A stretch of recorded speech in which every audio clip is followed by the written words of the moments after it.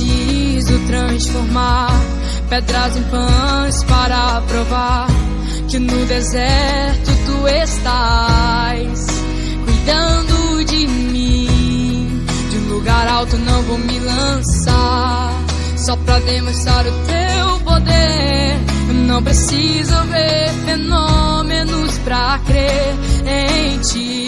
Não troco nossa comunhão pelo prazer de conquistar palácios, riquezas. Como um deserto isso vai passar, por isso resistindo estou. E quando as minhas forças se esgotar, o teu anjo vai me alimentar.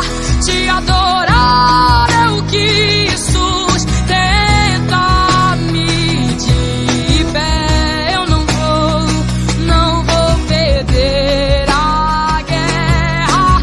Te louvar em meias tentações é mais que estratégia.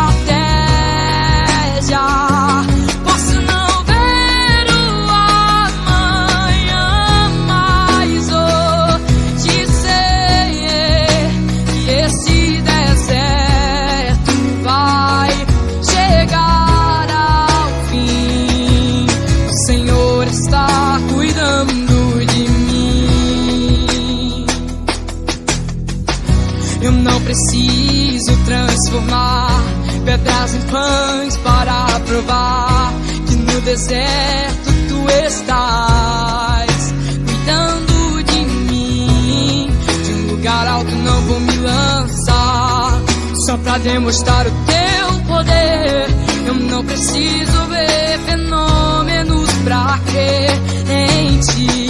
Não troco nossa comunhão pelo prazer de conquistar palácios, riquezas. Como um deserto isso vai passar, por isso resistindo estou. E quando as minhas forças se esgotar,